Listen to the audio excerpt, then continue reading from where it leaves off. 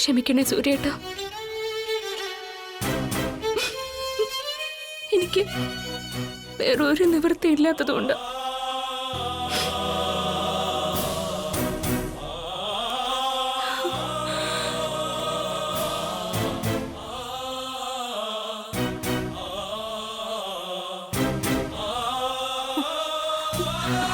ദേവു, എന്താ ഇത്? എന്തായി കാണിക്കുന്ന നീ? നീ പോയി കിടന്നുറങ്ങ് കാർത്തിക. ഓ, അപ്പൊ ഞാൻ വന്നതാണല്ലേ നിനക്ക് പ്രശ്നമായത്? ഞാൻ പോയി കിടന്നുറങ്ങിയിട്ട് നീ എന്താ വിഷം കഴിച്ച് ചാവാൻ പോവാണോ? അല്ല, അങ്ങനെയൊന്നുമില്ല. പിന്നെ ഇതെന്താ അമൃതോ? പറ, വിഷം കഴിച്ച് മരിക്കാൻ മാത്രം നിനക്ക് എന്താ പ്രശ്നം? സൂര്യനുമായി എന്തെങ്കിലും പ്രശ്നം ഉണ്ടായോ? ഇല്ല, എന്റെ സൂര്യേട്ടന് സ്നേഹിക്കാൻ മാത്രമല്ലേ അറിയൂ. അതാ ഇപ്പൊ എന്നെ കൂടുതൽ വേദനിപ്പിച്ചുകൊണ്ടിരിക്കുന്നത്. പിന്നെ എന്താ നിന്റെ പ്രശ്നം? അത് എനിക്കിപ്പോ പറയാനാവില്ല കാർത്തിക. പറയാനാവില്ലെന്നുണ്ടെങ്കിൽ വേണ്ട. സൂര്യനടക്കമുള്ള എല്ലാവരെയും വിളിച്ചെണീപ്പിച്ച് പറയാൻ പോവാ ഞാൻ ഈ കാര്യം. അല്ലെങ്കിൽ ചിലപ്പോ നീ ഇത് വീണ്ടും ആവർത്തിക്കും. എങ്കിൽ പിന്നെ അങ്ങനെ തന്നെ നടക്കട്ടെ. സൂര്യ, കാർത്തിക,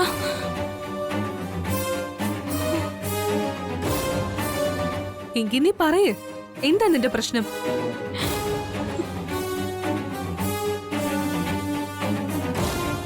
ഭദ്രൻ. ഭദ്രനോ? അന്ന് നമ്മള് ഹോസ്പിറ്റലിൽ പണം കൊണ്ടുപോയി കൊടുത്തില്ലേ, മുത്തുലക്ഷ്മിയുടെ മകൻ.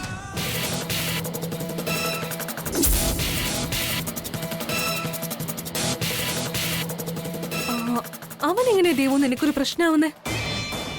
അവൻ മാത്രോ കാർത്തികേ ഇപ്പോഴത്തെ എന്റെ പ്രശ്നം.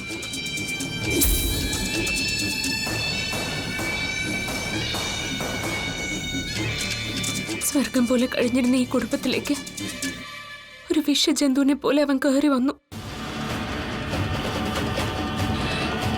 അതിൽ പിന്നെ സന്തോഷവും സമാധാനവും എന്താന്ന് ഞാൻ അറിഞ്ഞിട്ടില്ല.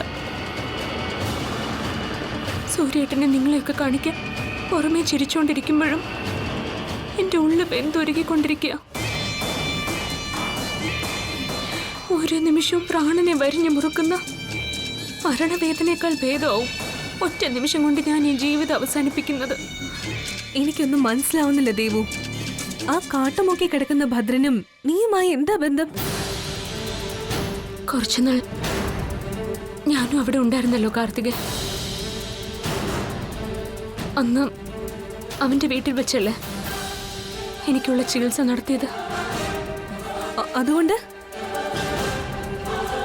അന്ന് നമ്മൾ ഹോസ്പിറ്റലിൽ വെച്ച് കണ്ട ആളല്ല ഇപ്പൊ ഭദ്രൻ. അയാളൊരു ഫ്രോഡാ. അങ്ങനെ പറഞ്ഞാ പോരാ, വഞ്ചകൻ. അമ്മയും പെങ്ങളെ ഒന്നും തിരിച്ചറിയാൻ കഴിയാത്ത ഒരു തെമ്മാടി. അവന്റെ യഥാർത്ഥ മുഖം എന്താണെന്നറിയോ കാർത്തികയ്ക്ക്?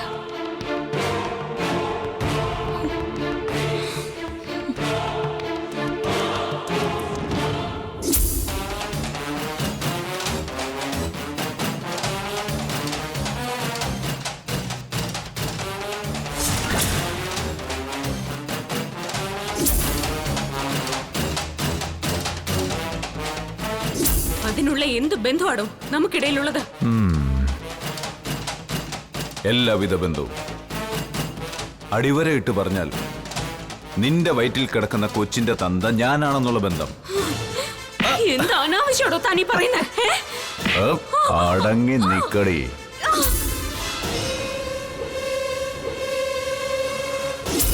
നീ നിന്റെ ഭർത്താവിന്റെ കൂടെ തന്നെ സമാധാനമായിട്ട് അങ്ങ് ജീവിച്ചോ. ഒരു 5 ലക്ഷം രൂപ തന്ന് എന്നെ അങ്ങ് പറഞ്ഞു വിട്ടേക്ക്. 5 ലക്ഷം രൂപയോ? തമ്പുരാൻ മഠത്തിലെ സൂര്യനാരായണന്റെ ഭാര്യയ്ക്ക് 5 ലക്ഷം രൂപ വലിയ തുകയാ.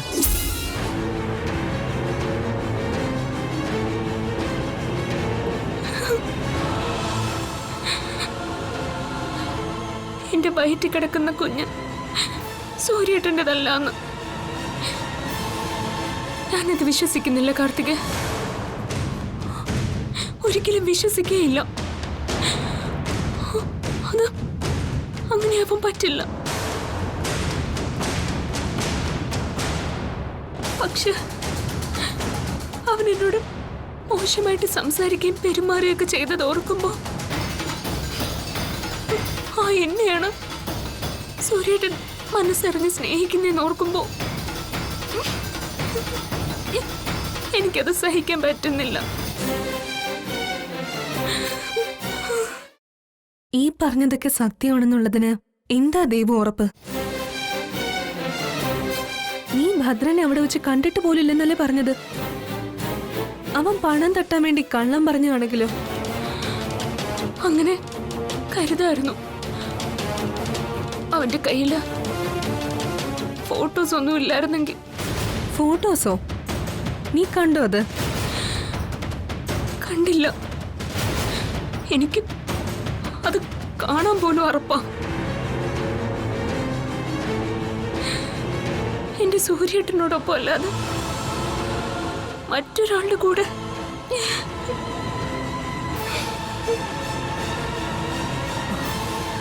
സംഭവിച്ചതൊന്നും നിന്റെ കുറ്റം കൊണ്ടല്ലല്ലോ ദേവു. അതൊക്കെ നടക്കുമ്പോ നിനക്ക് ബോധമില്ലായിരുന്നു എന്നല്ലേ നിന്നോട് ഭദ്രം പറഞ്ഞത്? അല്ല, അങ്ങനെ എന്തെങ്കിലും സംഭവിച്ചതായിട്ട് നിനക്ക് ചെറിയൊരു ഓർമ്മയെങ്കിലും ഉണ്ടോ?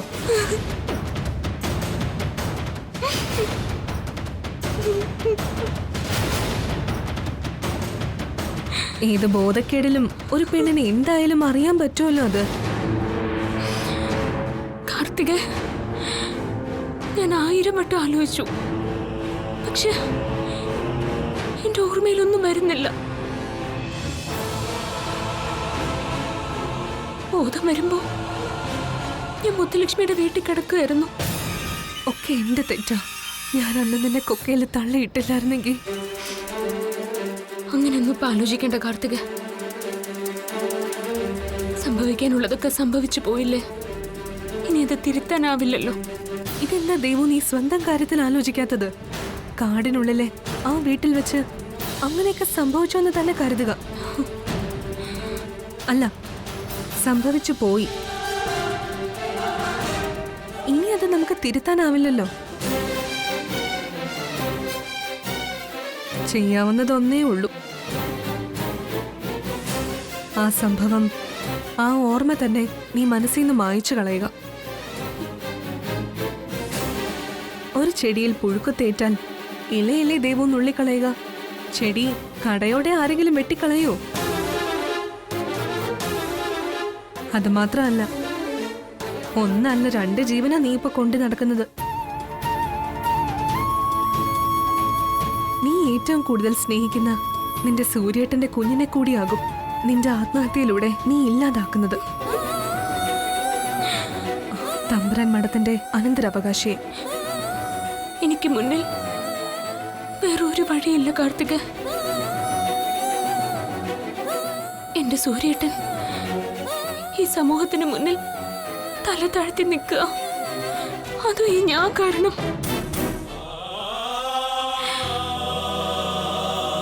ആ കാഴ്ച കാണുന്നതിന് മുൻപ് ഞാൻ മരിക്കും. അവൻ ആ ഫോട്ടോസ് ആരെങ്കിലും കാണിച്ചാലല്ലേ പ്രശ്നമുള്ളൂ. പറഞ്ഞതുപോലെ അവൻ ആ മെമ്മറി കാർഡ് നമുക്ക് തന്നാലോ? അതെങ്ങനെയാ കാർത്തിക? അവന് കൊടുക്കാൻ എന്റെ കയ്യിൽ എവിടെ 5 ലക്ഷം? സൂര്യേട്ടനറിയാതെ ഞാൻ എങ്ങനെയാ അത്രയും പണം സംഘടിപ്പിക്കുന്നത്? തൽക്കാലം സൂര്യനിപ്പോ ഒന്നും അറിയണ്ട. ഒരു പ്രശ്നമുണ്ടെങ്കിൽ അതിനൊരു പരിഹാരമുണ്ട്. നമുക്ക് മുന്നിൽ ഒരു രാത്രി ഉണ്ടല്ലോ. നാളെ രാവിലെ കണ്ടുപിടിക്കാം എന്തെങ്കിലും ഒരു പരിഹാരം. അതിനിടെ അവിവേകം ഒന്നും ആലോചിക്കണ്ട. നീ ഇപ്പൊ പോയി സമാധാനമായി കിടന്നുറങ്ങ്. ചെല്ല് ദേവു.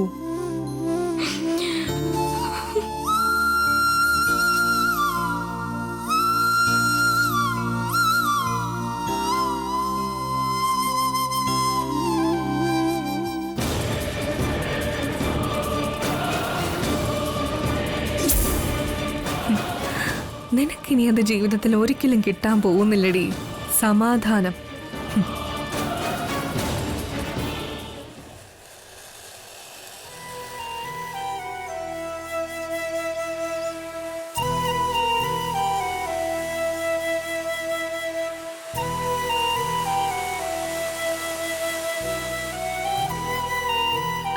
ദേവ് പാല് തളിക്കുന്ന കണ്ടില്ലേ മോളെ?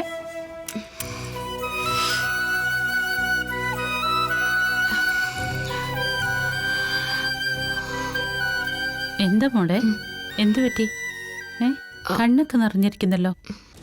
നീ വേണ്ടാത്ത ഒന്നും ആലോചിച്ച് കൂട്ടണ്ട. ദാ ഈ പ്രസാദം അങ്ങ് നെറ്റിയിലിട്ടെ. മോൾക്കും മോളുടെ വയറ്റിൽ വളരുന്ന എന്റെ പേരക്കുട്ടിക്കും വേണ്ടി കൃഷ്ണന്റെ അമ്പലത്തിൽ കഴിപ്പിച്ചത്. അമ്മ, ഞാന് കുളിച്ചിട്ടില്ല. എന്തു പറ്റി? സുഖയില്ലേ?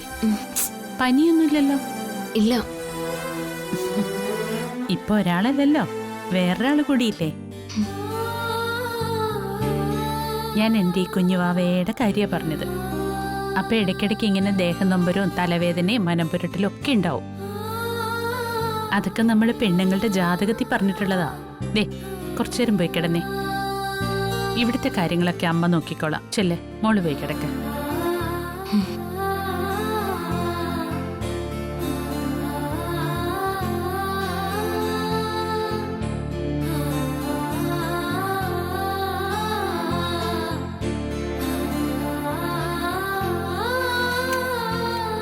ഈശ്വര,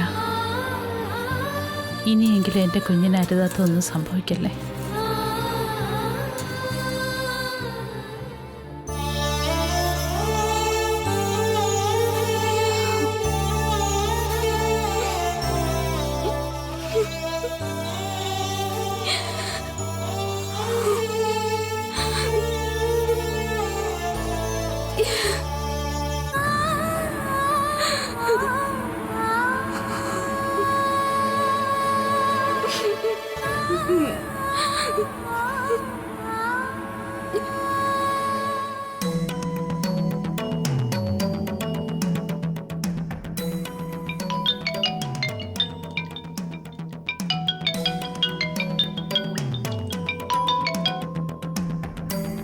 ഹലോ.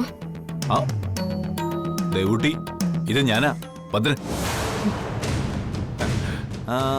ഞാൻ പറഞ്ഞ പണത്തിന്റെ കാര്യം എന്തായി ദേവുട്ടി? കറക്റ്റ് 10 മണിക്ക് തന്നെ തരുമല്ലോ അല്ലേ? എന്താ ദേവുട്ടി ഒന്നും മിണ്ടാത്തെ? ഞാൻ പറയുന്ന കേൾക്കുന്നില്ലേ? ഞാൻ നിന്നോട് എന്ത് തെറ്റാടോ ചെയ്ത്? എന്തിനാ നീ എന്നെ ഇങ്ങനെ ദ്രോഹിക്കുന്നേ? അതൊക്കെ വിട്. ഞാൻ ചോദിച്ചതിന് ഉത്തരം പറ. പണം റെഡിയാണോ അല്ലയോ? എന്താ ദേവു, പണം റെഡിയല്ലേ? നീ ഒന്നും പറയാതിരിക്കുന്നോണ്ട് ഞാൻ ചോദിക്കുക.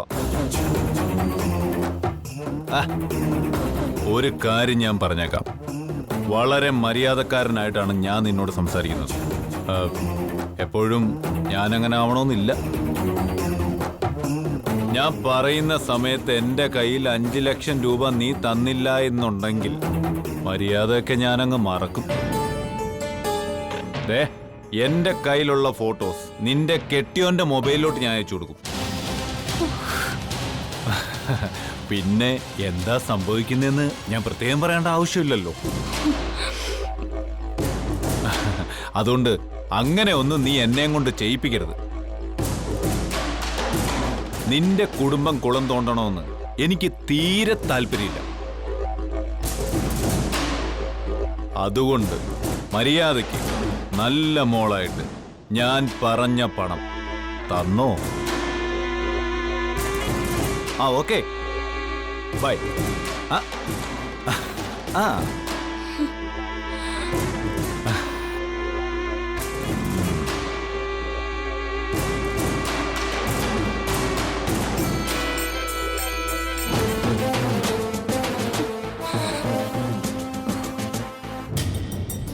എന്തു പറ്റി ദേവു? ഭദ്രൻ എന്നെ വിളിച്ചിരുന്നു. അവൻ പറഞ്ഞ സമയത്ത് ഞാൻ പണം കൊടുത്തിട്ടില്ലെന്നുണ്ടെങ്കിൽ ഫോട്ടോസ് എല്ലാം സൂര്യേട്ടന്റെ മൊബൈലിൽ അയച്ചു കൊടുക്കുമെന്ന് പറഞ്ഞ് എന്നെ ഭീഷണിപ്പെടുത്തുക. ഞാനിപ്പോ എന്താ ചെയ്യാ? നീ തന്നെ പറ. ഞാൻ ഇന്നലെ രാത്രി എന്റെ ജീവിതം അങ്ങ് അവസാനിപ്പിക്കാൻ തീരുമാനിച്ചതേ ഇതുകൊണ്ടാ. നീ അപ്പൊ വന്നില്ലായിരുന്നെങ്കിൽ അവന്റെ ഭീഷണി കേൾക്കാൻ ഞാനിപ്പോ ജീവനോട് ഉണ്ടാവില്ലായിരുന്നു. നിന്നെ മരണത്തിന് വിട്ടുകൊടുക്കാൻ ഞാൻ തയ്യാറല്ല. എനിക്കതൊന്നും ചിന്തിക്കാൻ പോലും കഴിയാത്ത കാര്യങ്ങളാ. ഇപ്പോ ഭദ്രന് അവൻ പറഞ്ഞ് പണം കൊടുക്കണം. അതിനിപ്പോ എന്ത് വഴിയാന്നാ നമ്മൾ ആലോചിക്കേണ്ടത്.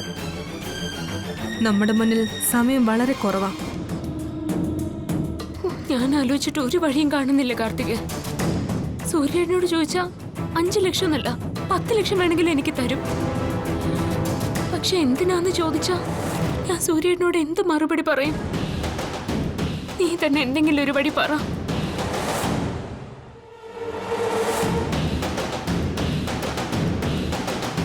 എന്താ കാർത്തിക് ഒന്നും പറയാത്തെ?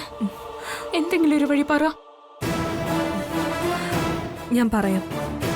ദൈവം നമ്മുടെ കൂടെയാ. ഇവിടെ ഇപ്പോ നമ്മളല്ലാതെ മറ്റാരുമില്ല. ഇതുപോലൊരു സന്ദർഭം ഇനി കിട്ടിയെന്നും വരില്ല.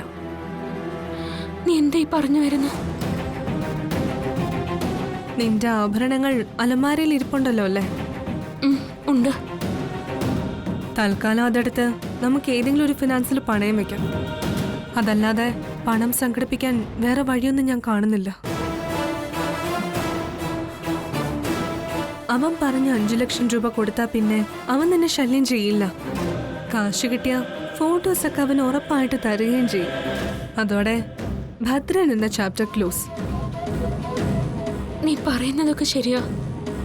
പക്ഷെ സൂര്യേട്ടൻ എന്റെ ആഭരണങ്ങൾ എവിടെയെന്ന് ചോദിച്ചാ ഞാൻ എന്താ പറയാ? അത് ബാങ്ക് ലോക്കറിലോ മറ്റോ വെച്ചിരിക്കുകയാണെന്ന് പറഞ്ഞാ പോരെ? നീ കള്ളം പറയില്ലെന്ന് സൂര്യന് നന്നായിട്ട് അറിയാം. അതുകൊണ്ട് അതിനെപ്പറ്റി കൂടുതൽ ചോദ്യങ്ങളും ഉണ്ടാവില്ല.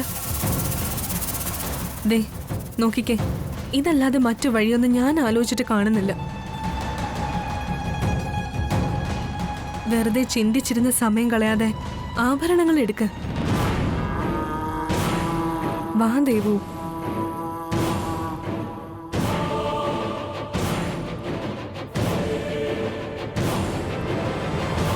നീ പോയി ആഭരണങ്ങൾ എടുത്തോണ്ട് വാ. ഞാനിവിടെ നിൽക്കാം. ആരെങ്കിലും കയറി വരുന്നെങ്കിൽ ഞാൻ പറയാം. ചെല്ല് ദേവു.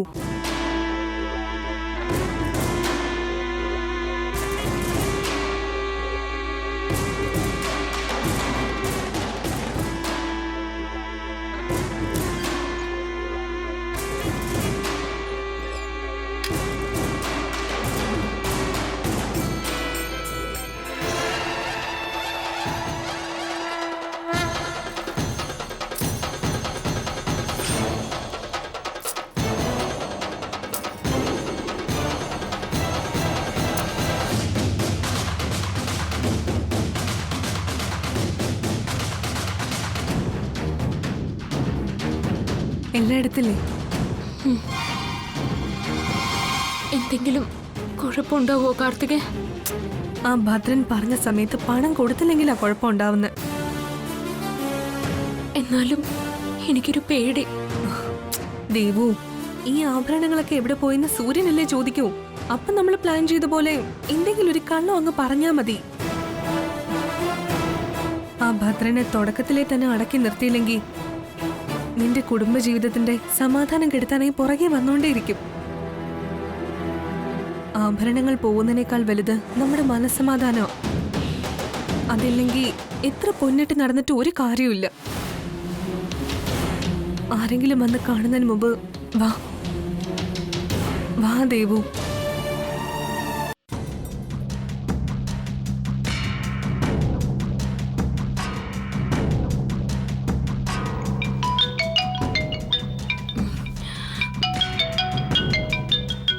അവനാ?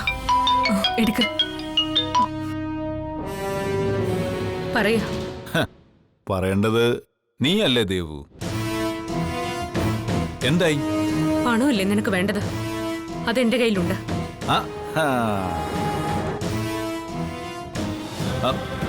മെഡിക്കേ കുട്ടി, പെട്ടെന്ന് ഇങ്ങോട്ട് ഓടിവാ. ഇവിടെ ഞാൻ കാത്തിരിക്കുക. നീ ആ മെമ്മറി കാർഡ് തരുമല്ലോ? അതെന്ത് ചോദ്യമാ ദേവു?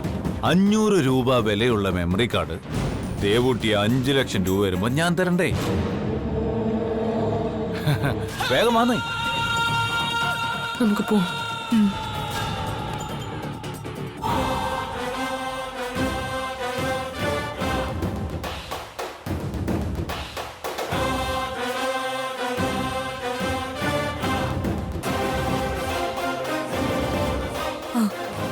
ദേ അവനവിടെ നിപ്പുണ്ട്.